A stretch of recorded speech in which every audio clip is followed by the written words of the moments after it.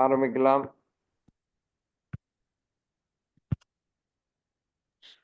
ஐயா கிருஷ்ணமூர்த்தி ஐயா, வாழ்க வளமுடன். சொல்லுங்க மேடம். நீங்க ஸ்டார்ட் பண்ணுங்க. அப்புறம் லக்ஷ்மி அம்மா பேசுறேன்னு சொன்னாங்க, மல்லிகா அம்மா, ஓகே. அப்புறம் நானு. நீ வரிசையா யார் யாரோ அவங்கவுங்க அப்படியே அந்த டைம் எடுத்து ஒரு 5-10 நிமிஷம் பேசுறேன். ஓகேங்க. ஏற்கனவே வந்து ஒரு 2 ட்ரையல் மாதிரி 2 போட்டிருக்கேன். ஃபர்ஸ்ட்ல 1 போட்டேன், அப்புறம் ஐயா சஜஷன் கொடுத்துருந்தாங்க, தியாகராஜன் ஐயா. அதுக்கப்புறம் செகண்ட் இப்போ 1 போட்டிருக்கேன். அதாவது நம்ம நம்ம தயார் பண்றத ஒரு ஃப்ரேம் ஒர்க்கா நம்ம பண்ணி பார்த்துட்டு அதுக்கப்புறம் அந்த கண்டென்ட் எல்லாம் போட ஆரம்பிச்சோம்னா கரெக்டா இருக்கும். அதை நம்ம அந்த சப்ஜெக்டுக்குரிய அறிமுகம்னு சொல்ற விஷயத்துல ஆல்ரெடி போட்டிருக்கேன். அதை பத்தி டைரக்ட் கமெண்ட் எதுவும் யாரும் இன்னும் பண்ணல. அது சம்மந்தமா அது சொன்னீங்கன்னா அது போய்கிட்டு இருக்கிற அந்த வே ஆஃப் மெத்தடு சரியா இருக்கு அப்படின்னா நம்ம அடுத்தடுத்து போறதுக்கு வசதியா இருக்கும். ஏன்னா இப்போ நான் அடுத்து வந்து நேரடியா சப்ஜெக்ட், அதாவது நம்முடைய மகரிஷியோட கான்செப்டும் இன்னைக்கு இருக்கிற பியூர் சயின்ஸும் அதை தொடங்கிட்டேன். அதை வந்து இன்னும் ஒரு நாளைக்குள்ள அதையும் போட்டுருவேன். அதாவது சுத்தவெளியிலிருந்து தொடங்கி பேரறிவு வரைக்கும் இணைக்கக்கூடிய எந்தெந்த அடிப்படை ஏற்கனவே உள்ள ஒரு நியூட்டன்ல இருந்து தொடங்கி ஐன்ஸ்டீனு, ஸ்டீவன் ஹாக்கின்ஸு, அதுக்கடுத்து இன்னைக்கு கூடிய ரிச்சர்ட் டக்கின்சன், இவங்க வரைக்குமே உள்ள இந்த பிரபஞ்ச தோற்றத்தை பத்தி அவங்க என்ன சொல்லியிருக்காங்க அப்படின்னு சொல்லி ஆரம்பிச்சு நம்ம அதுக்கு அடுத்து வந்து இன்னைக்கு இருக்கக்கூடிய அந்த கொள்கைகள் கொடுத்துட்டு, அது இல்லாம டார்க் மேட்டர், டார்க் எனர்ஜி, இந்த யூனிவர்ஸோட அடிப்படை கூறுகள், அப்புறம் ஒவ்வொரு அணுக்கள்லையும் இருக்கக்கூடிய வெற்றிடம், இது எல்லாத்தையும் ஒன்று சேர்த்து நம்முடைய சுத்தவெளியோட கனெக்ட் பண்ணி, அப்புறம் நம்ம மகரிஷி ஏற்கனவே சொல்லியிருக்கிற மாதிரி நம்முடைய அந்த 3 அமைப்பு இருக்கே, நம்முடைய அணுக்களோட மையத்துல இருந்து அதுக்கடுத்து நம்முடைய யூனிவர்ஸ்ல இருந்து அதுக்கடுத்து சுத்தவெளி வரைக்கும் இருக்கக்கூடிய அந்த பேரறிவை இணைக்கக்கூடிய அந்த வே ஆஃப் மெத்தட்ல எடுத்துட்டு போயிட்டு இருக்கேன் ஹின்ஸை.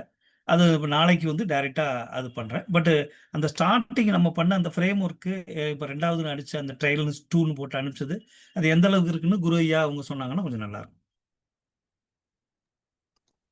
ஐயா வாழ்க வளமுடன். நீங்க 2 ஸ்டேட்மெண்ட்டையுமே நீங்க சொன்னீங்கன்னா தாங்க ஐயா, இப்ப இங்க வந்து கலந்துரையாடல் மாதிரி நடக்குங்க ஐயா. நம்ம எப்படி ஓகே. என்ன போக்குல போறோம் அப்படின்னு சொல்லிட்டு உள்ள இருக்கிற அப்ப எல்லா யாருமே ஆசிரியர்களும் படிக்கலையா? ஐயா நாங்க படிச்சாலும் இங்க எல்லாருக்குமே வந்து உள்ள இருக்கிற எல்லா ஆசிரியர்களுமே நீங்க என்ன பண்ணிருக்கீங்கிறது தெரியணுங்க ஐயா. உண்மை ஐயா வாழ்க புரியுது. வளமுடன். கிருஷ்ணமூர்த்தி ஐயா ஐயா சொல்லுங்க. வாழ்க வளமுடன். அதாவது என்னன்னா, நம்ம இப்ப இந்த மீட்டிங்ஸ்ல என்ன பண்றோம் அப்படின்னா, ஒவ்வொருத்தருக்கும் தலைப்பு கொடுத்துருக்கீங்களா? இப்போ ஒரு 6 தலைப்பு கொடுத்துருக்கோம். ஆமாங்க. ஸோ அந்த ஒவ்வொரு நாளும் வந்து அந்த டீம்ல இருக்கிறவங்க வந்து அவங்க வந்து இதனுடைய டெஃபினேஷன் என்ன, இப்போ அப்சல்யூட் ஸ்பேஸ் அப்படின்னா அப்சல்யூட் ஸ்பேஸ்னுடைய டிஸ்கிரிப்ஷன் என்ன, clear description as per Vethathiriyam, அது ஃபர்ஸ்ட்.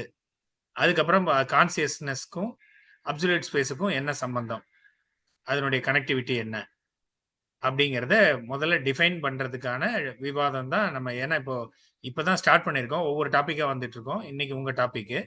ஸோ இந்த டாபிக்ல வந்து உங்க டீம் மெம்பர்ஸ் எல்லாரும் இப்போ அப்சல்யூட் ஸ்பேஸ்னா என்ன அப்படிங்கிற உங்க புரிதலை வந்து இங்க சொல்லி அதை வந்து நம்ம டிஸ்கஸ் பண்ணணும். அதுதான் இப்போ நாங்க பேட்டர்ன் பண்ணிட்டு இருக்கோம். நீங்க டாக்குமெண்டேஷன் பண்றீங்க, அந்த டாக்குமெண்டேஷன் நான் பார்த்தேன். ஓகேங்க.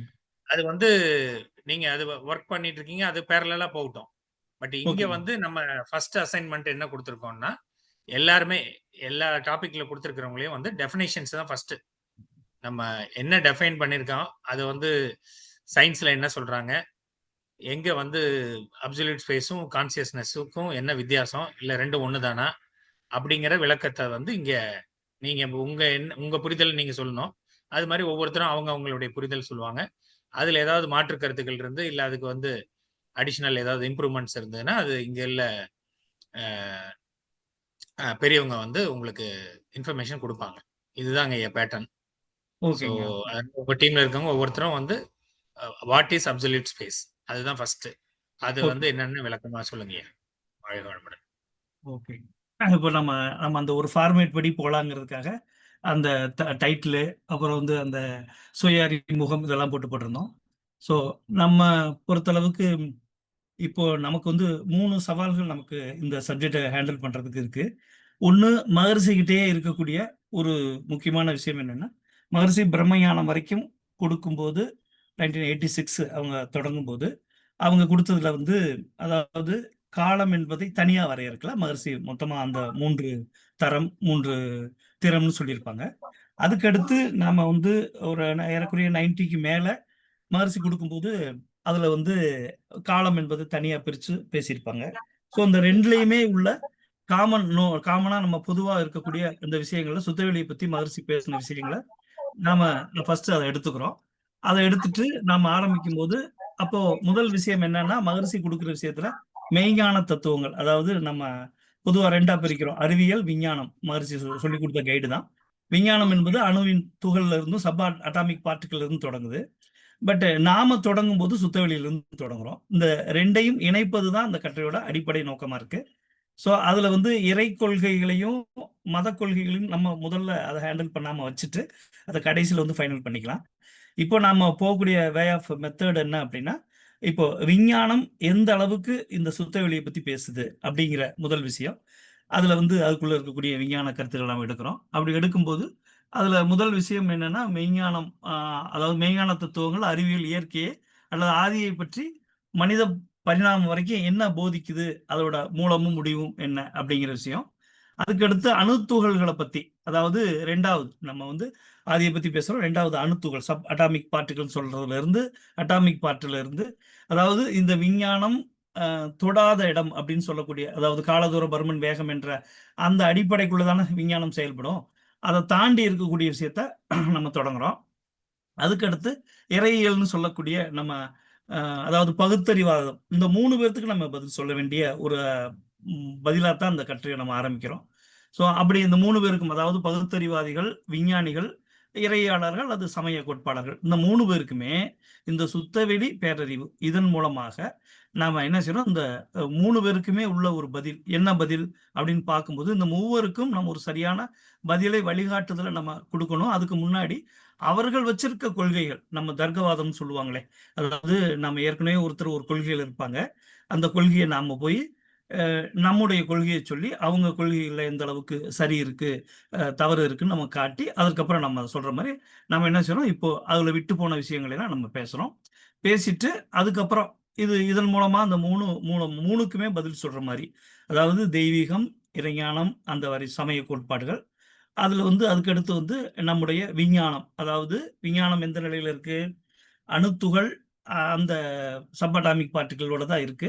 அதுக்கு மேல போகும்போது அது என்ன சொல்லுது, டார்க் மேட்டர், டார்க் எனர்ஜின்னு சொல்லி அதை என்ன செய்யுது, கரும்பொருளாக, அதாவது ஏறக்குறைய 95% அது எந்த ஒரு கால்குலேஷன் இல்லாம ஒரு அப்சர்வேஷன்ல தான் இன்னைக்கு இருக்கக்கூடிய எல்லா தியரியுமே வச்சிருக்கு.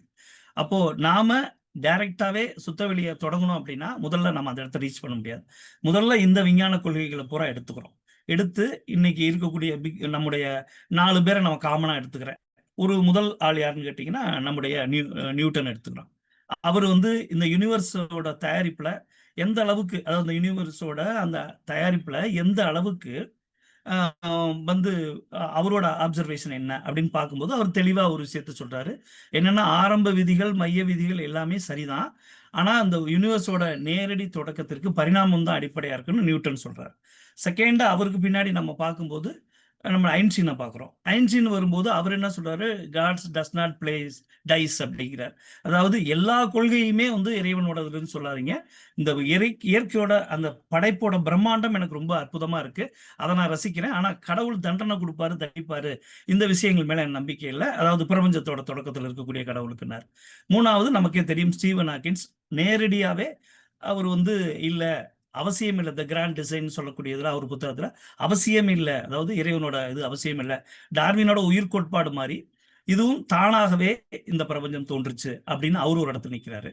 அதுக்கடுத்து 4வதாக வரக்கூடிய நம்ம எடுத்துக்கிறோம் ரிச்சர்ட் டக்கின்ஸ் சொல்லக்கூடிய இன்னைக்கு இருக்கக்கூடிய ஜீன்கள் ஆராய்ச்சியில ரொம்ப ஒரு முக்கியமான செல்ஃபிஷ் ஜீன் ஒரு அற்புதமான புத்தகத்தில் இருக்காரு, ஒரு மிகப்பெரிய உயிரோட. இந்த 4 பேரையும் எடுத்துக்கிறோம். எடுத்து இவர்கள் இந்த பிரபஞ்ச தோற்றத்தை பத்தி என்ன சொல்லியிருக்காங்க அப்படின்னு ஃபர்ஸ்ட் பாயிண்ட் வச்சுட்டு, இப்போ செகண்ட் பாயிண்ட் என்ன எடுத்துக்கிறோம்னா, அப்போ இவங்க சொல்லக்கூடிய இந்த தியரி எதோட ஒத்து போகுதுன்னு பார்க்கணும். 2 அடிப்படையா வச்சுக்கலாம். ஒண்ணு வந்து அவங்க சொல்லக்கூடிய அடிப்படையில முதல் விஷயம் என்ன எடுத்துக்கிறாங்கன்னு கேட்டீங்கன்னா, படைப்பா பரிணாமமா. அப்போ இவங்க எல்லாமே படைப்புங்கிற விஷயத்துல ஒதுக்கிட்டாங்க. அப்ப பரிணாமம்னு வருது. பரிணாமம் அப்படின்னு வரும்போது சரி அதை நம்ம எடுத்துக்கிறோம். அப்ப பரிணாமத்தின் அடிப்படையில அவங்க எங்க தொடங்குறாங்க அப்படின்னு பார்க்கும்போது பிக் பேங் தியரியில தான் தொடங்குறாங்க. ஸோ பிக் பேங் தியரி எப்படி தொடங்குது அப்படின்னு, அதற்கு எந்தெந்த கொள்கைகள்லாம் ஆதரவு கொடுக்குது, பிக் பேங் தியரிக்கு என்னென்ன வரிசையா ஆதரவு கொடுக்குது, அதை எடுத்துட்டு பிக் பேங் தியரி அவங்க எந்த அளவுக்கு நம்புறாங்க அப்படின்னு பார்த்துட்டு, ஸோ பிக் பேங் தியரியில அவங்க சொல்லக்கூடிய அந்த ஆரம்பம் எப்படி நிகழ்ந்தது, இல்ல அந்த ஆரம்பத்தை பத்தி நான் கண்டுக்க வேண்டிய அவசியமே இல்லைன்னு ஸ்டீவன் ஹாக்கின்ஸ் உட்பட சொல்றாங்க. நான் இப்போ இன்னைக்கு இருக்கக்கூடிய எல்லாத்துக்குமான விடியலை எங்களுக்கு நாங்க இந்த பிக் பேங் தியரியில இருந்து ஆரம்பிக்கும் போது கொடுக்குறோம். அப்படி கொடுக்கும்போது நீங்க அந்த மூலத்தை பத்தியே இது பண்றீங்க. அது நிகழ்ந்ததுன்னு வச்சுக்கோங்களேன், ஏன் அதுக்கு பின்னாடி போறீங்கன்னு அவரோட ஒரு வார்த்தைகள்ல சொல்றாரு. சரி, அந்த பிக் பேங் தியரி அப்படி எடுத்துக்கிறோம் அப்படின்னு பார்க்கும்போது, இப்போ அப்ப அதுக்கு முன்னாடி என்ன நிலையில் இருந்தது, இப்போ நம்ம மகரிஷியா அந்த இடத்துல அவசியப்படுத்துறோம். ஒண்ணு. ரெண்டாவது, இவங்க என்ன சொல்றாங்க, இந்த பிரபஞ்ச உருவாக்கம் ஸ்டீவன் ஹாக்கின்ஸும் சொல்றாரு, எல்லாருமே சொல்றாங்க, இந்த உலகம் முழுவதும் அந்த டார்க் எனர்ஜி, டார்க் மேட்டர்ன்னு சொல்லக்கூடிய பொருள்கள், அந்த சக்தியாலையும் பொருளாலையும் இது பண்ணப்பட்டிருக்கு. அதுல மிக முக்கியமா அவங்க என்ன சொல்றாங்க, 95% அதான் இருக்கு. அதுதான் இந்த பிரபஞ்ச விரிவாக்கத்திற்கும் இந்த பிரபஞ்சத்துக்குள்ள இருக்கக்கூடிய எல்லா ஒரு சக்திக்குமே அதுதான், ரெண்டும் தான் காரணமா இருக்கு. அது வந்து ஆப்சர்வேஷன்ல இருக்குன்னு சொல்றாங்க. ஸோ இந்த ரெண்டாவது விஷயத்தை எடுத்து பார்க்கும்போது நம்ம மகரிஷி சொல்லக்கூடிய விஷயங்கள்ல ரொம்ப மிக மிக அழகாக சொல்லுவாங்க. 100% 99% பிளஸ் 1% வெளி 99, 1% இறைத்துகள் அப்படின்னா அது வந்து அழுத்தம் அப்படின்னு தொடங்குவாங்க. அப்ப 5% இருக்கும்போது அது நிலம் அப்படின்னு, அதாவது 95% இந்த பிரபஞ்சத்துல இருக்கக்கூடிய இதை வந்து சாதாரணமே மகரிஷி சொல்லிட்டாங்க.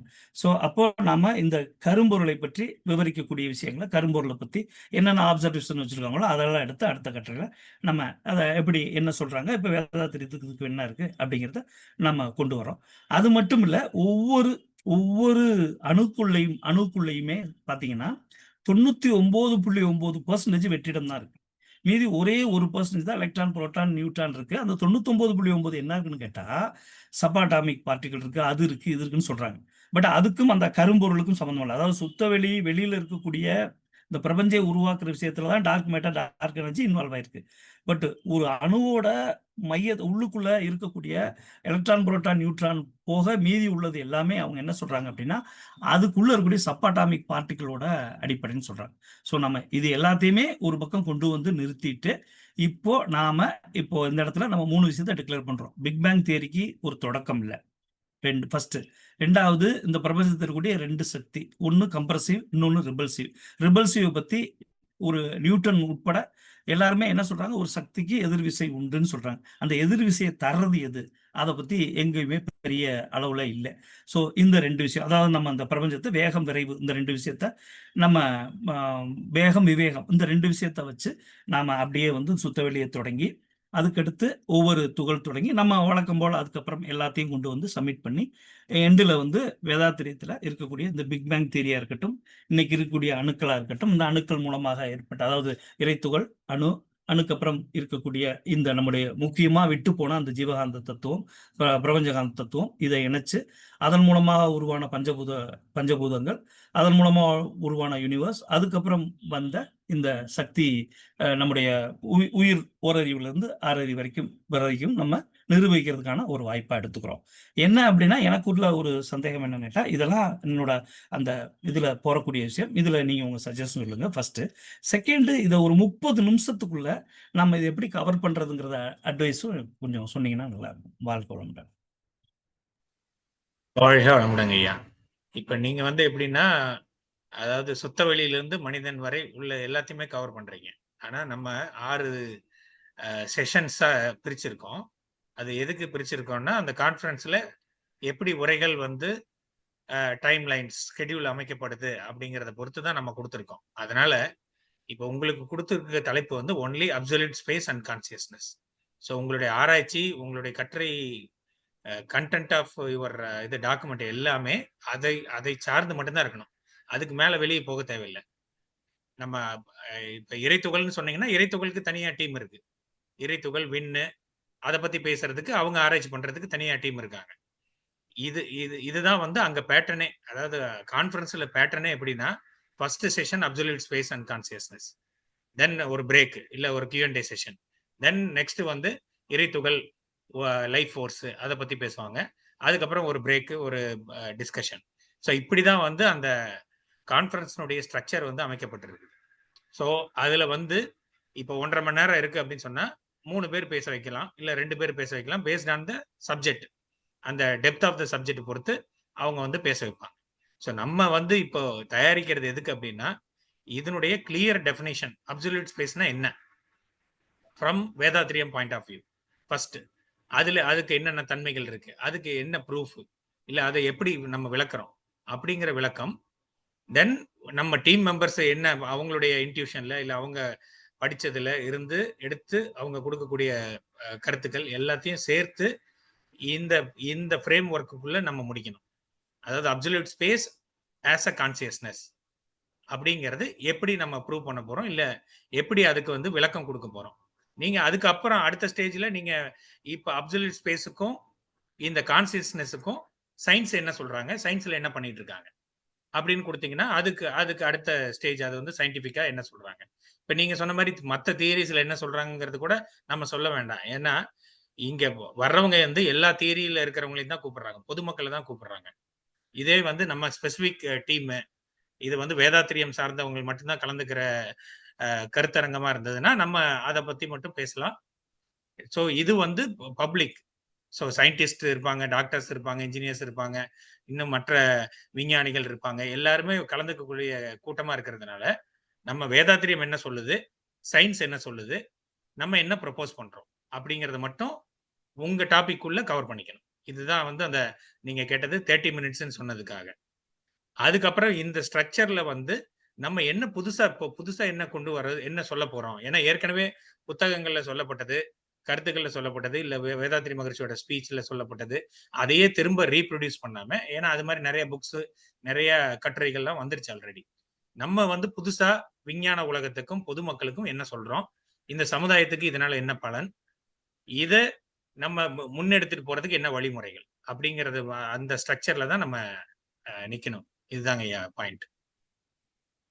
ஓகேங்க. இப்போ நம்ம அங்க வந்து பவர் பாயிண்ட் போடுவோமாங்க? அதாவது இப்ப ஸ்ட்ரக்சர் ஆஃப் டாக்குமெண்டேஷன் வந்து நம்ம அது லேட்டர் ஸ்டேஜிங்க. இப்போ பிப்ரவரினா நம்ம அது ஜனவரிக்கு முன்னால, ஏன்னா நம்ம இதை சப்மிட் பண்ணணும். Whatever we are doing அதை வந்து நம்ம அஃபிஷியலா ஆலியாருக்கு சப்மிட் பண்ணணும். தென் அவங்களுக்கு ஏதாவது அதில் மாற்று கருத்து இருந்து இல்லை அதை வந்து கரெக்ஷன்ஸ் பண்ணி அதை வந்து அவங்க திரும்ப WCSC நமக்கு திரும்ப கொடுப்பாங்க. ஸோ அதனால நம்ம இப்போ நம்மளுடைய இது வந்து பர்பஸ், மெயின் பர்பஸே என்னன்னா, இப்போ ஸ்டார்ட் பண்ணதுக்கு மெயின் பர்பஸே என்னன்னா, இந்த டாக்குமெண்டேஷன் வாட் எவர் நம்ம கரண்டா நம்ம என்ன ப்ரிப்பேர் பண்ணிருக்கோம்னா அதை வந்து ஒரு ஷேப்பு கொண்டு வரணும், அது விளக்கங்கள் எல்லாம் கிளியரா கொண்டு வரணும். ஸோ நம்ம இந்த இது வந்து ஒரு சைக்கிளிக்கா போகும். இப்போ 6 டாபிக் இருக்குங்களா, இன்னைக்கு நீங்க பேசுறீங்க, நாளைக்கு அடுத்த டாபிக், அப்படியே கண்டினியூஸ் ப்ராசஸா போகுது. ஸோ நெக்ஸ்ட் செஷன்ல நீங்க வரும்போது இதை விட பெட்டரா உங்களுக்கு இப்போ உங்க டீம்ல இருக்கிறவங்களுக்கு டவுட்ஸோ இல்ல வேற ஏதாவது கிளாரிபிகேஷனோ இல்ல வந்து வேற இந்த மாதிரி இப்போ நீங்க ஃபுல்லா கம்ப்ளீட்டா கவர் பண்ற மாதிரி ஏதாவது போச்சுன்னா அதை கரெக்ட் பண்ணி கொடுக்குறாங்க, அதுக்கு விளக்கம் கொடுக்குறாங்க. ஸோ இந்த இந்த மீட்டிங்கினுடைய பர்பஸ் என்னன்னா விளக்கம், அதாவது அப்சல்யூட் ஸ்பேஸ்னா என்னன்னு எல்லாரும் உங்க டீம்ல இருக்கவங்க எல்லாரும் சொல்லணும். ஃபர்ஸ்ட் கான்சியஸ்னஸுக்கும் இதுக்கும் என்ன சம்பந்தம், இல்ல ரெண்டு ஒண்ணு தானா அப்படிங்கறத விளக்கம் கொடுக்கணும். அந்த விளக்கத்துக்கு மற்ற இங்க இருக்கிற அறிஞர்கள் வந்து அதுக்கு சஜஷன்ஸோ இல்லை வந்து இம்ப்ரூவ்மெண்ட்டோ கொடுப்பாங்க. அதை எடுத்துட்டு போய் மறுபடியும் நீங்க ப்ரிப்பேர் பண்ணி உங்க டாக்குமெண்ட்டை ஒரு ஃபுல்ஃபில் பண்ணணும் அப்படிங்கிறது தான் இது பேட்டர்ன். ஸோ அதனால வந்து உங்க டீம் மெம்பர்ஸ் எல்லாருமே வந்து அவங்க என்ன அப்சல்யூட் ஸ்பேஸை பத்தி என்ன நினைக்கிறாங்க, அப்சல்யூட் ஸ்பேஸ்னா என்ன, கான்சியஸ்னஸ்னா என்னன்னு விளக்குனாங்கன்னா நல்லா இருக்கும். ஓகேங்க. நான் இந்த அளவுக்கு எடுத்திருக்கேன், பட் இன்னும் நிறைய பண்ண வேண்டியது இருக்கு. பட் இப்போ அடுத்து யாரு எங்க இதுல வந்து ஐயா வாழ்க வளமுடன். நானும் பேசட்டுமா? ஒரு இல்ல நிமிஷம். நீங்க எதுவும் சொல்லணுமா ஐயா? ஒரே ஒரு நிமிஷம். அதாவது இப்போ நமக்கு என்ன தேவைன்னா, இப்போ ஐயா சொல்லக்கூடிய அந்த வே ஆஃப் மெத்தட்ல நமக்கு ஸ்டேட்மெண்டா தேவை. இப்போ ஒரு பாடல்ல இருக்கு, ஒரு ஸ்பீச்ல இருக்கு, இதெல்லாம் நமக்கு இனிமேல் நம்ம டிஸ்கஸ் பண்றதுக்கு டைம் இல்லை.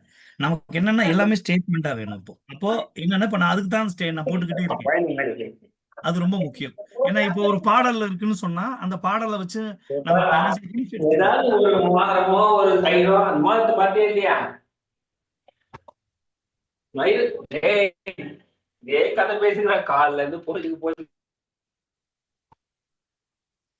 ஓகே, சரிங்க. அது ஏதோ அன்மியூட் பண்ணி வச்சிருக்காங்க.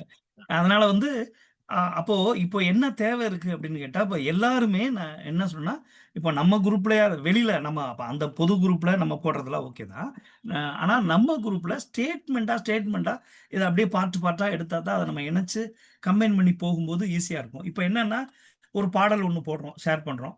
அந்த பாடல்ல ஒரு வரி இருக்கும். இதை எந்த இடத்துல ஃபிக்ஸ் பண்ணணும் அப்பதான் பயன்படும்.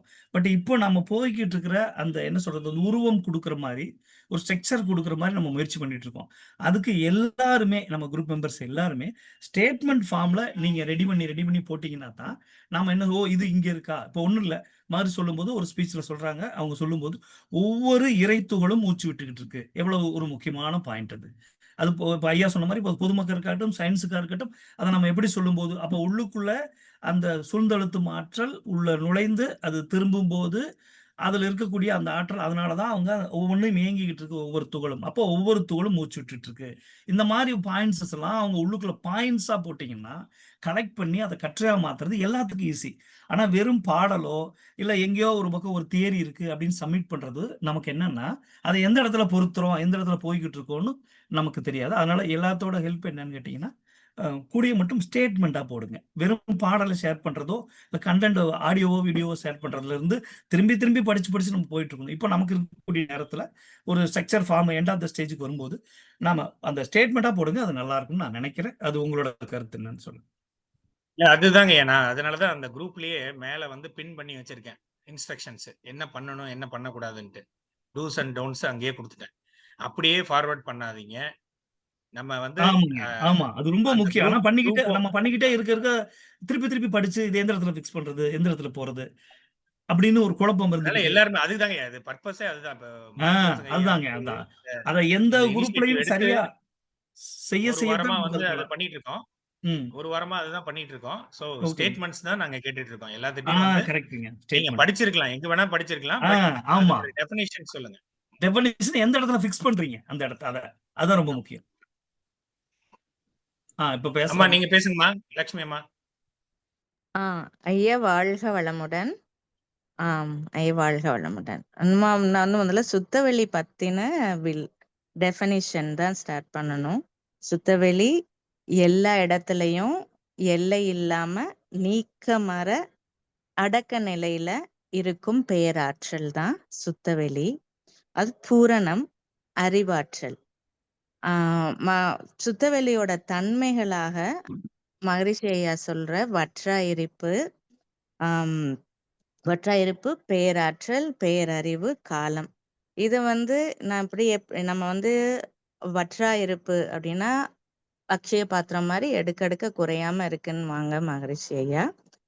இது எல்லாத்தையுமே எனக்கு எப்படி தோணுதுன்னா, விஞ்ஞானத்தோட சேர்ந்து ஒரு விளக்கம் அதுக்கு கொடுக்கணும்.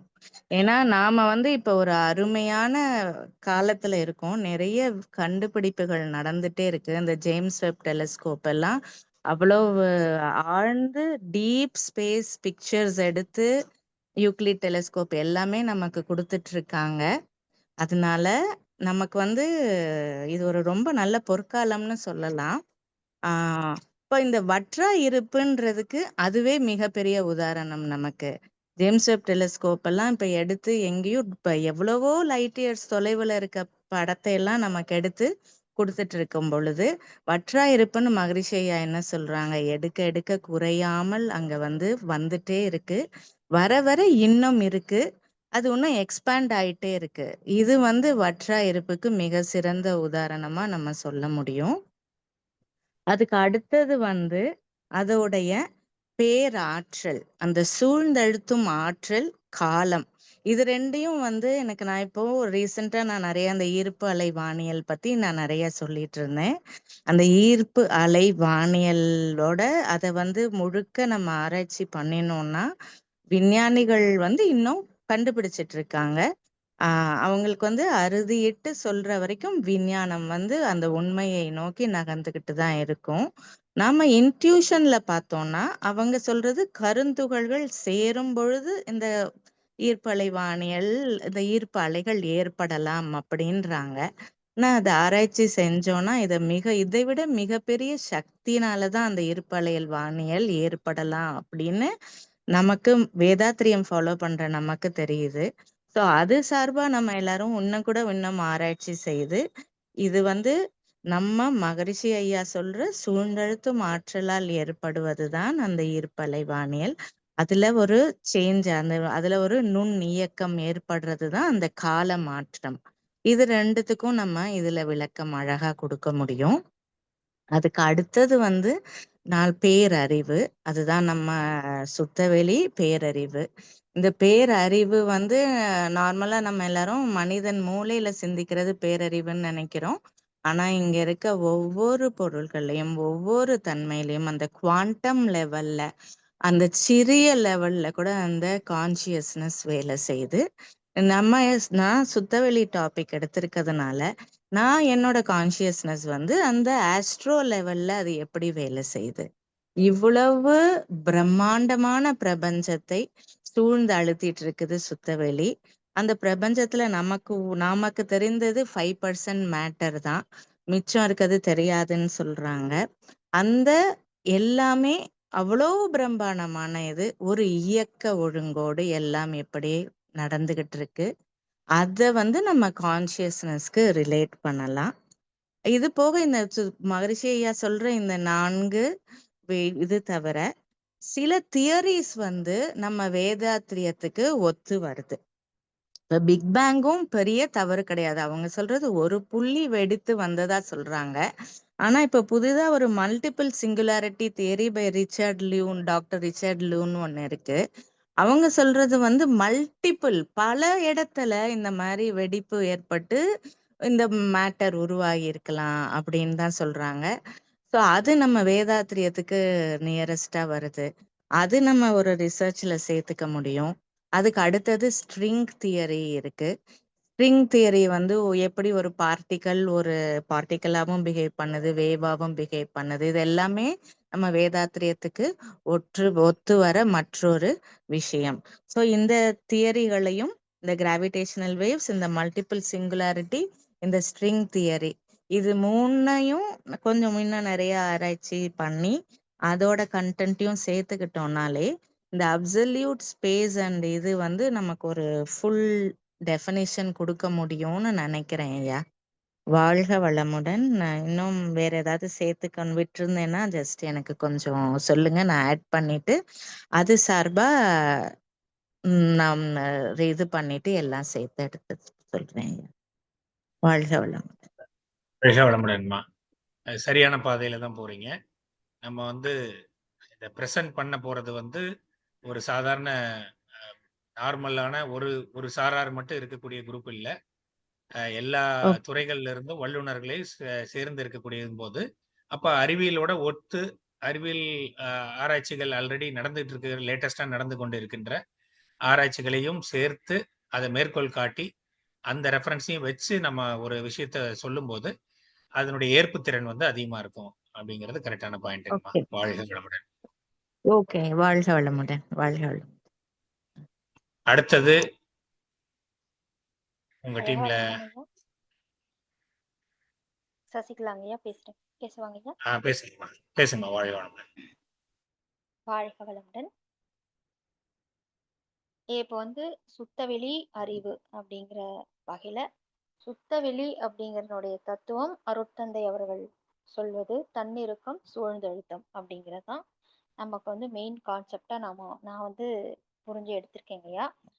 இப்போ நீங்க கேட்டது மாதிரி அப்சல்யூட் ஸ்பேஸ் அப்படிங்கிறதும் கான்சியஸ்னஸ், அறிவு, சுத்தவெளிக்கும் அறிவுக்கும் இருக்கக்கூடிய அந்த ஒற்றுமைகள் எந்த மாதிரி இருக்கோ அப்படிங்கிறதையும் நான் வந்து ஒரு சிந்தனையில் எடுத்து பார்க்கும்போது அப்சல்யூட் ஸ்பேஸ் அப்படிங்கிறது வந்து எல்லையற்றது, பரவெளி, அதை காலம், இந்த மாதிரி எல்லையே இல்லாத ஒரு ஒரு நிலை அப்படிங்கிறதும், நம்ம கான்சியஸ் அப்படிங்கிறது ஒரு உணர்வு நிலை செயல்பாட்டுக்கு உயிரினங்களுக்கு அப்படிங்கிற மாதிரியும் எடுத்துக்கலாம் அப்படின்னு புரிஞ்சுட்டு இருக்கீங்களா.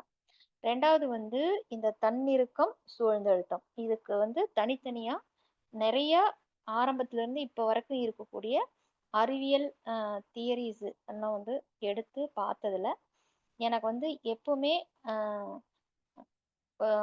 ஒரு தன் அதிர்வு அப்படிங்கிறது இருக்கிறதா அருட்தந்தை அவர்கள் வந்து சொல்றாங்க.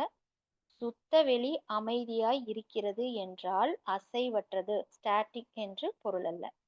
அதில் ஆற்றல் நுண்ணியக்க நிலையில் கைனமேட்டிக் குவாரிங் ஸ்டேட் இருக்கிறது. அது தன்னையே இறுக்கிக் கொள்ளக்கூடிய செல்ஃப் கம்ப்ரசிவ் சரண்டிங் ஃபோர்ஸ் ஆற்றலாகவும் உள்ளது. அந்த ஆற்றலானது எப்போதும் அதிகரித்து கொண்டே இருந்து கொண்டு இருக்கிறது. இந்த பண்பு தான் வந்து சுத்தவெளி அமைதி நிலையில் இருக்க முடியாது அப்படிங்கிறத சொல்றாங்க. அப்போ சுத்தவெளி வந்து அமைதி நிலையில் இருக்க முடியாது அப்படின்னா ஏதோ ஒரு அதிர்வு அப்படிங்கிறது இருந்துகிட்டே இருக்கும். அப்படிங்கும்போது அதுக்கு ரிலேட்டிவா அறிவியல்ல என்ன ஒரு தியரி நமக்கு சூட்டபிளா இருக்குது அப்படின்னு பார்க்கும்போது அது வந்து இந்த ஸ்ட்ரிங் தியரி தான் நமக்கு வந்து பொருத்தமா இருக்கக்கூடியதா நான் எடுத்து எங்க குரூப்ல ப்ரெசென்ட் பண்ணியிருக்கேங்க. அடுத்தது வந்து பார்த்தோம்னா தன்னிருக்கம், அதுக்குள்ள வந்து ஒரு செல்ஃப் கம்ப்ரசிவ் வந்து இருக்கு, அந்த இடத்துல ஒரு அழுத்தம் இருக்கு அப்படிங்கும்போது அதுக்கு நான் எடுத்தது பார்த்தீங்கன்னா ஒரே நிமிஷம்.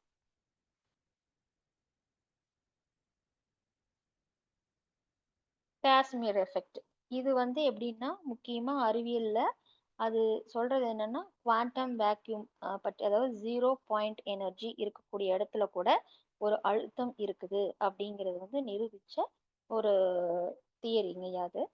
ஸோ இந்த ரெண்டும் தன்னிருக்கம் சூழ்ந்தழுத்தம் அப்படிங்கிறதுக்கு இந்த ஸ்ட்ரிங் தியரி அண்ட் காஷ்மீர் எஃபெக்டை வச்சு நாம் இன்னும் கொஞ்சம் ஆழமாக அடிப்படையாக எடுத்து போகும்போது நமக்கு ஏதாவது அறிவியலாளர்களுக்கு அருட்தந்தை அவர்கள் வந்து இதை பற்றின ஒரு சிந்தனை வந்து இந்த ஆண்டுகளில் நம்ம கொடுத்துருக்காங்க.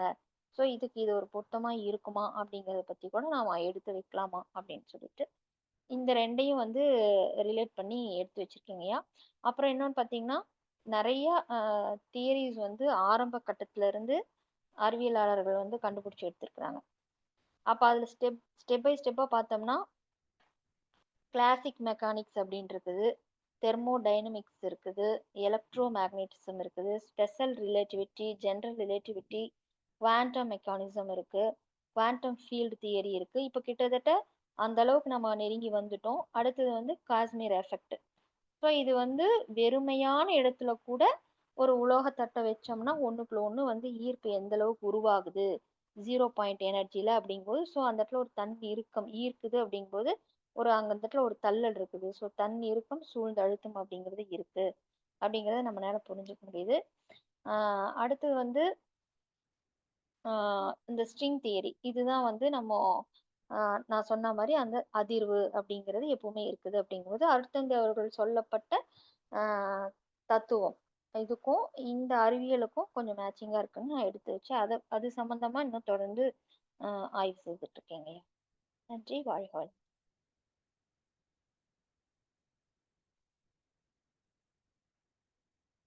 வாழ்க வளமுடன். வாழ்க வளமுடன். நன்றிங்கம்மா. இதுல வந்து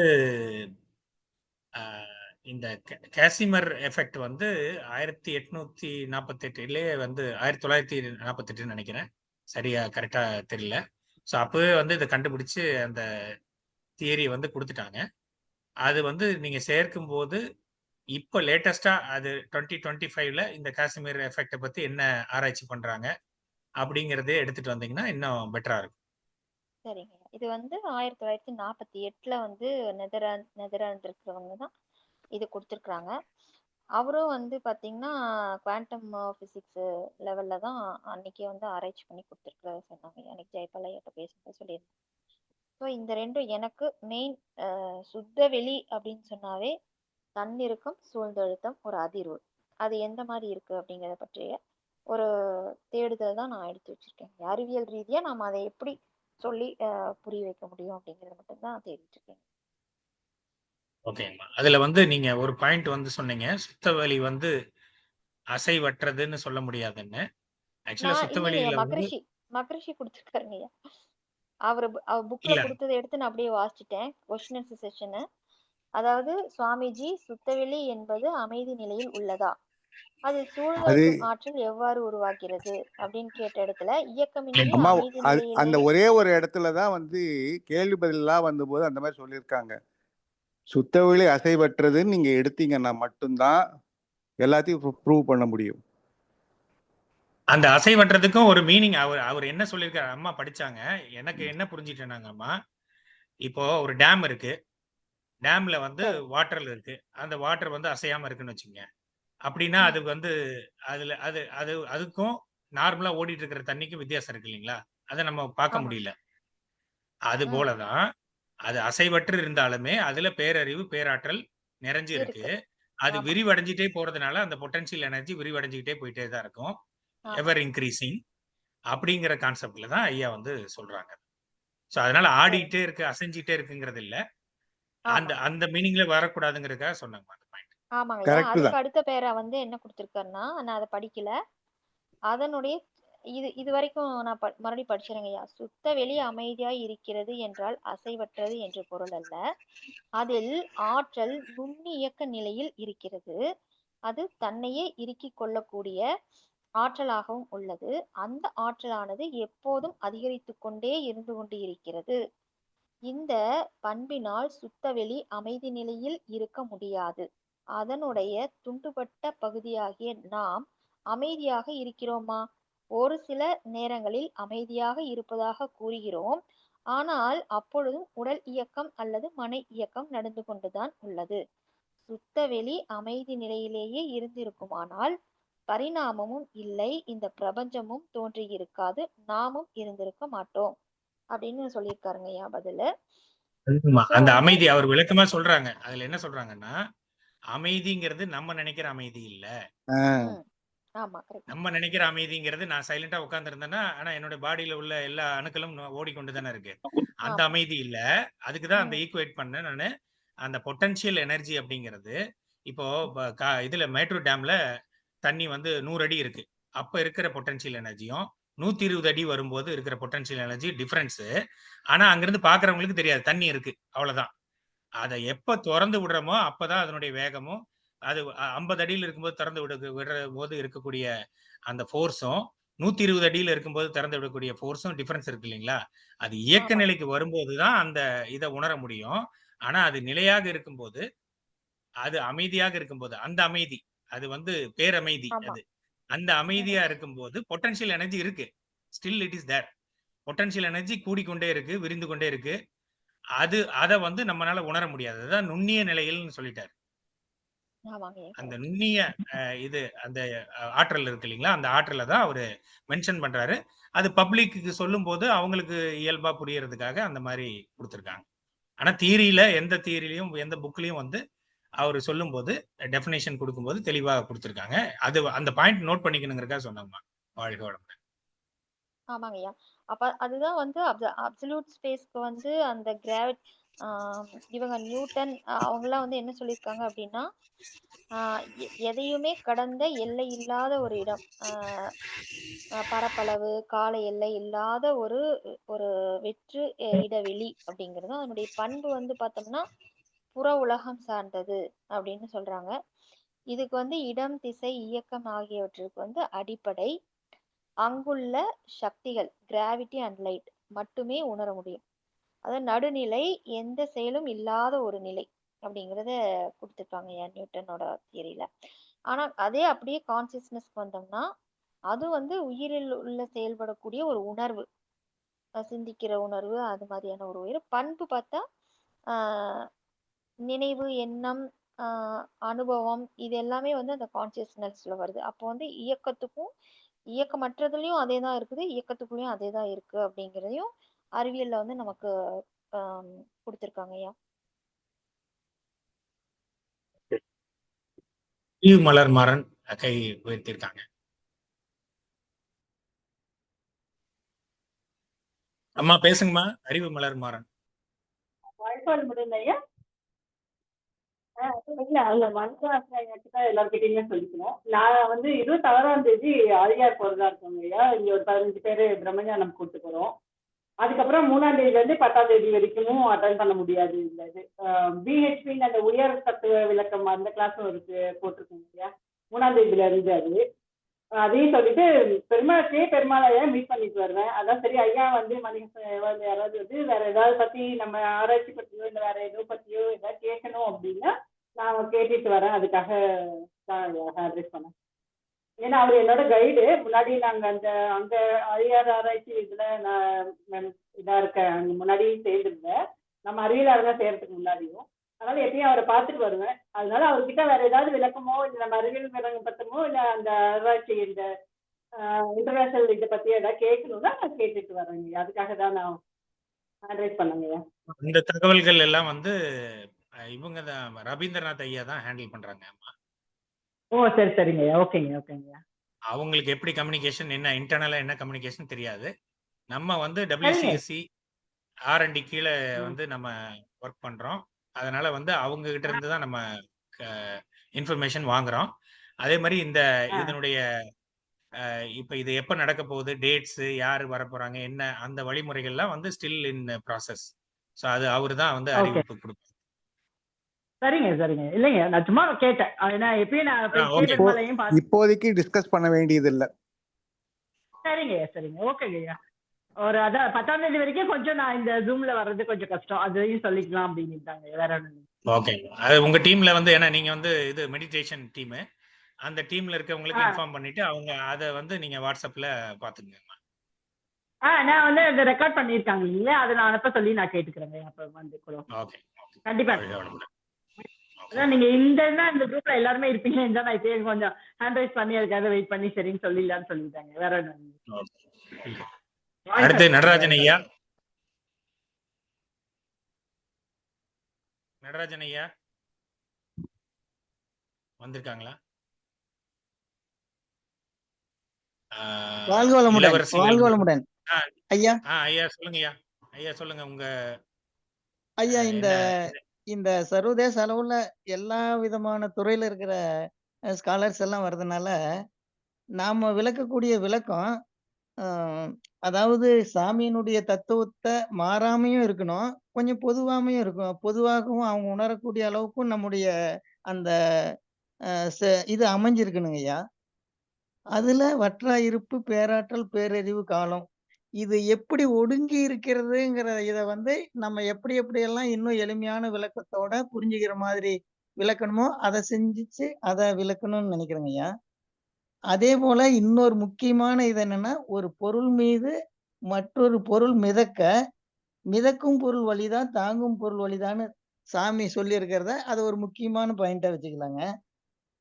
அதே மாதிரி ஐன்ஸ்டீன் E=mc² சொன்னார் இல்லைங்க. சிறு பொருளில் பிரம்மாண்ட ஆற்றலை பெறலாம்.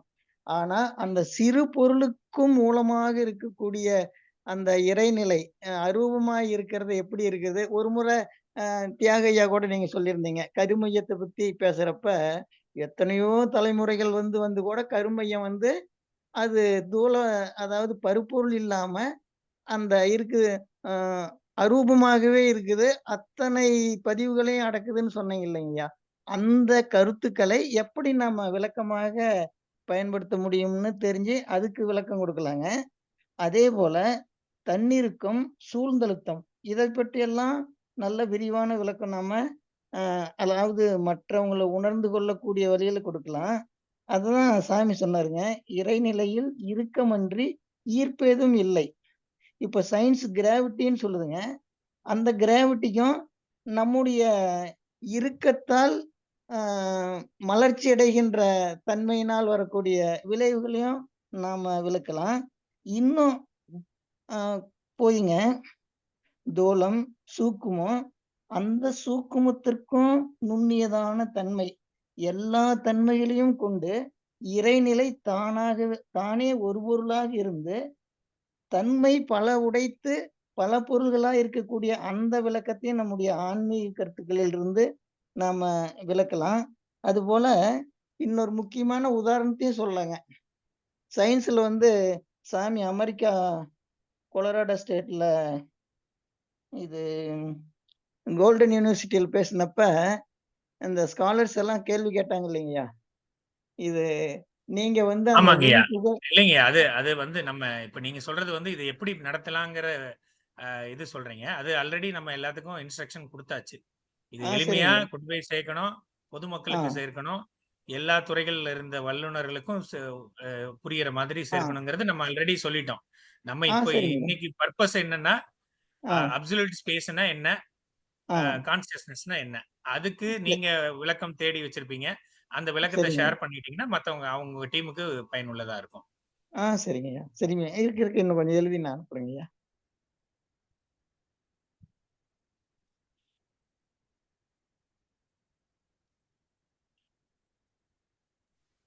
ஐயா வாழ்க வளமுடன். சொல்லுங்கய்யா.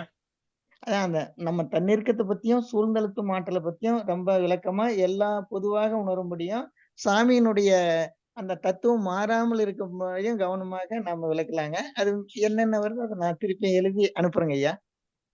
ஓகே, ஓகேங்கய்யா. சரிங்க. வாழ்க வளமுடன். இல்ல அதுதான் நம்ம நம்ம பண்ற மெத்தடாலஜியே வந்து என்னன்னா, சரிங்க. பொதுமக்களுக்கும் இப்போ நான் வந்து வேதாத்திரியத்தில் இல்ல. நான் வந்து ஆ, உங்ககிட்ட வந்து கேட்கிறேன். இந்த மாரி ஒரு ஸ்டேட்மெண்ட் சொல்றீங்களே ஆ, என்ன அப்டின்னா, எனக்கு சரிங்கய்யா. நீங்க சொன்னா எனக்கு புரியணும். ஆமாங்கய்யா. என்னுடைய பேக்கிரவுண்ட் என்னன்னே இல்லாம, நான் என்ன சரிங்க, படிச்சிருக்கேன், என்ன தெரிஞ்சிருக்கேங்கிறது இல்லாம, பொதுவான சரிங்க. ஒரு மக்களுக்கும் ஒரு விஷயத்த சொல்லும்போது, அது ஆ, விளக்கம் அவங்களுக்கு கிடைக்கிற மாதிரி சிம்ப்ளிஃபை பண்ணணும். அதுதானே ஆ, வேதாத்ரி மகரிஷியினுடைய கான்செப்ட்டே அதுதானே. சிம்ப்ளிஃபை ஆமாங்கய்யா. பண்ணி எல்லா மக்களுக்கும் சேர்த்தணும் அப்படிங்கிறது தான். ஸோ அந்த அந்த பாதையில தான் நம்ம போயிட்டு இருக்கோம். அதுல ஒண்ணும் கன்ஃப்யூஷன் இல்லைங்கய்யா. அது ஆ, அந்த பாதையில தான் எல்லாருமே போறாங்க. ஆமாங்கய்யா. விஞ்ஞானிகள் மாநாட்டுல இந்த விண்ண பத்தி நீங்க காட்ட முடியுமான்னு கேட்டதுக்கு சாமி சொன்னார் இல்லைங்க. அதாவது எலக்ட்ரானிக் மைக்ரோஸ்கோப்ல 1000 மடங்கா பெருகும்போது அது அலையாகவே போயிரும். அதனால காட்ட முடியாதுன்னு சொன்னார் இல்லைங்க. அந்த மாதிரி நுட்பமானது எல்லாம் நாம எடுத்து குடுத்து விளக்கணுங்க ஐயா. ஓகேங்கய்யா. வாழ்க நீங்க வளமுடன். அந்த கட்டுரையில உங்களுடைய பாயிண்ட்ட நீங்க நோட் பண்ணிக்கங்கய்யா. நீங்க என்ன சொல்ல சரிங்க. வரீங்களோ அத நோட் பண்ணி உங்க ஆ, டீம்ல ஷேர் பண்ணுங்க. இப்ப அவரு சரிங்க ஐயா. கிருஷ்ணமூர்த்தி ஐயா இருக்காங்க, குரு ஆ, ஐயா இருக்காங்க. அவங்க அத பார்த்துட்டு என்ன விளக்கம் என்ன, இல்ல அதுல ஏதாவது கரெக்ஷன் இருக்கா, இல்ல ஆட் பண்ணுமா அப்படிங்கறத சொல்லுவாங்க ஐயா. வாழ்க வளமுடன். சரிங்க. வாழ்க வளமுடன். வாழ்க வளமுடன். நேரம் 9:05. மீண்டும் நாளை இரவு சந்திப்போம். அனைவருக்கும் ஐயா நன்றி. குரு ஐயா பேசணுங்க ஐயா. ஆமாங்கய்யா. குரு ஐயா ஒரு எங்களுக்கு 5 சொல்லுங்க மினிட்ஸ். ஐயா. ஏன்னா அவர் கிருஷ்ணமூர்த்தி ஐயா கொஞ்சம் டைம் அதிகமா எடுத்துக்கிட்டாங்க. நம்ம அடுத்த தடவை சொல்லிடலாம் கரெக்டா டைம். ஓகே. வாழ்க வளமுடன். வாழ்க வாழ்க வளமுடன் ஐயா. நேரம் கருதிட்டாரு. இதுக்கு மேல நம்ம சொல்லவே முடியாது. நாளைக்கு அதாவது என்னன்னா திருப்பி போடுங்க. நாளைக்கு இதே சப்ஜெக்டே வச்சிருக்கீங்க. இல்ல ஆமாங்க ஐயா. நாளைக்கு ஐயாவோட ஸ்டார்ட் பண்ணிக்கலாம் ஐயா. நாளைக்கு இதே சப்ஜெக்டே வைங்க. இன்னும் கொஞ்சம் ஏன்னா அதிகம் பேர் இருக்கிறதுனால அவங்க ஒவ்வொரு கருத்து சொல்லுவாங்க. எனக்கு என்னன்னாங்க, சுத்தவெளி எல்லையற்றது ப்ரூஃப், கும்மிருட்டு ப்ரூஃப். அப்ப இதுக்கு ஒவ்வொன்றுக்கும் நம்ம ப்ரூஃபுக்கு சயின்ஸ்ல எப்படி கொண்டு போறோம்? அதுக்கு ரிசர்ச் நம்ம மெத்தடாலஜில நம்ம எல்லாரும் சேர்ந்து அதுக்கு என்ன ஆன்சர் கொடுக்குறோம்? இதை கொஞ்சம் எல்லாரும் பேசணும், நல்லா இருக்கும். நாளைக்கு கொஞ்சம் 8 மணிக்கு கொஞ்சம் ஆரம்பிச்சீங்கன்னா பரவாயில்ல. ஆமா, தவத்துல ஒரு 10 நிமிஷம் லேட் ஆயிடுது. அவங்க எல்லாருமே 7:45 தாங்க வராங்க. 1/2 மணி நேரம் நல்லா தவம் பண்ணிட்டு சிந்திச்சாதான் நல்லா இருக்கும்னு தான். தவம் 1/2 மணி நேரம். 7:30 மணிக்கு ஒரு 7 பேர் வந்துட்டாங்கன்னா 8 மணிக்கு முடிச்சுக்கலாம். ஒரே ஒரு நிமிஷம் சொல்லிடுறேன். சொல்லுங்க, சொல்லுங்க. சுத்தவெளி அதை பத்தி எல்லாருமே பேசணும். ஆனா அது எல்லாத்துலயும் ஆர்டர் ஆஃப் ஃபங்க்ஷன் இருக்குது பாருங்க, அதுதான் அதனுடைய கான்சியஸ்னஸ். அப்ப அந்த ஆர்டர் ஆஃப் ஃபங்க்ஷன் அப்படிங்கறது அது எப்படி வந்து கொண்டு வருது அப்படிங்கறத மட்டும் நம்ம கிளியரா சொல்லிட்டோம்னா எல்லா இடத்துலயும் அதுதான் இருக்குன்னு வரும். ஏன்னா பொதுவா அப்போ கூட சொல்லிட்டு இருந்தாங்க, கான்சியஸ்னஸ்னா அது மூளையில உருவாகக்கூடிய விஷயம், உயிர் இருக்கிற இடத்துல வரும்னு சொல்லிட்டு இருக்கிறாங்க. இல்ல, கான்சியஸ்னஸ் இந்த மூளையில உருவாகல, கான்சியஸ்னஸ் தான் எல்லாவற்றையும் உருவாக்குது அப்படிங்கிற மாதிரி நம்ம அது கொண்டு வரணும். அது மூளையில உயிர்கள் கிட்ட மட்டும் இல்ல, எல்லா இடத்திலும் நீக்கமர இருந்திருக்கிறது அதுதான், அதனுடைய தன்மை தான். அதுதான் எல்லாவற்றையும் இயக்க ஒழுங்காக இயக்கிட்டு இருக்கு, சீர்தன்மையாக இயக்கிட்டு இருக்கு அப்படிங்கறது சொல்லிட்டா போதும். அவ்வளவுதான். சரிங்களாங்க ஐயா? ஐயா ரொம்ப ரொம்ப சரிங்க. சரிங்கய்யா. கான்சியஸ்னஸ் தான் அதுவாகவும் இருக்கு, அதை இயக்கும் பொருளாகவும் இருக்கிறதும் கான்சியஸ்னஸ் தான், அந்த பிரஜை தான். எல்லாமே கான்சியஸ்னஸ்ல தான் இருக்கு. கண்ணை மூடி கண்ணு திறந்தா எல்லாம் காணாம போகும், வரும். எல்லாமே அந்த சூப்பர் கான்சியஸ்னஸ்ல இருக்கு, அடக்கமா இருக்கு. அப்படிங்கிறத கொண்டு போறதுக்கு நம்ம நிறைய பாடுபட வேண்டியது. ஏன்னா விஞ்ஞானம் வந்து உயிரினங்கள்ல இருந்து தான் கான்சியஸ்னஸ் ஆரம்பிக்குது. அதுக்கு முன்னாடி ரொம்ப பழைய விஞ்ஞானத்துல செடி கொடிக்கு கான்சியஸ்னஸ் பத்தி பேசவே இல்லை. நம்ம போஸ் வந்த பிறகு அதை பத்தின ஒரு அவேர்னஸ் வந்தது. அப்புறம் அதுல ஆராய்ச்சி பண்ண ஆரம்பிச்சாங்க. இப்ப நம்ம மகரிஷி தான் வந்து consciousness begin began from the இது ஜடப்பொருள்ல இருந்து ஆரம்பிக்குது அப்படிங்கறத வந்து கொண்டு போனது மகரிஷி தான் அப்படின்னு நம்ம சொல்லணுங்கய்யா. பேரறிவுங்கிறது என்னங்கிறத விளக்கத்தை சொல்லிடலாம். தியாகையா? ஆமாங்க ஐயா. அவ்வளவுதான். இப்போ முடிச்சுக்கலாம். இப்போ அதான் அந்த டீம் மெம்பர்ஸ்க்கு இப்போ புரிஞ்சிருக்கும்னு நினைக்கிறேன். பேஸ் லைன் அதை வந்து கணக்கில் வச்சுக்கோங்க. அது சார்ந்து நீங்க தரவுகள் வந்து எடுத்து உங்களுடைய கருத்துக்களை பதிவிட்டுருங்க. அதனாலதான் நம்ம இந்த மீட்டிங்கினுடைய பர்பஸே என்னன்னா டிஃபைனிங், உங்க டாபிக்ல இருக்கக்கூடிய முக்கியமான பாயிண்ட்ஸை கிளியரா டிஃபைன் பண்ணணும் அப்படிங்கிறது தான் முதல் நம்மளுடைய அசைன்மெண்ட். ஸோ அதனால அதுக்கு ஒர்க் பண்ணி அதுக்கு ரிலவெண்டா இருக்கிற இன்ஃபர்மேஷன் ஷேர் பண்ணுங்க உங்க டீமுக்குள்ள. அதை வந்து ஸ்க்ரூட்டனைஸ் பண்ணி அதை ஒரு ஃபார்மேட்டுக்கு கொண்டு வரலாம். வாழ்க வளமுடன். அனைவருக்கும் நன்றி, வாழ்த்துக்கள். மீண்டும் நாளை சந்திப்போம். நாளைக்கு நம்ம டாக்டர் ரவீந்திரநாத் மிஸ்ஸஸ் உடைய பிரதர் யாரோ தவறிட்டாங்கன்னு ஒரு இன்ஃபர்மேஷன் கலாவதி அம்மா சொன்னாங்க. நேம் எனக்கு தெரியல. அவங்க வந்தோன்னே நாளைக்கு கொஞ்சம் ஆத்மா சாந்தி அடைகிற மாதிரி எல்லாரும் சேர்ந்து தவத்துக்கு அப்புறம் வாழ்த்திடலாங்க. வாழ்க வளமுடன். வாழ்க வளமுடன்.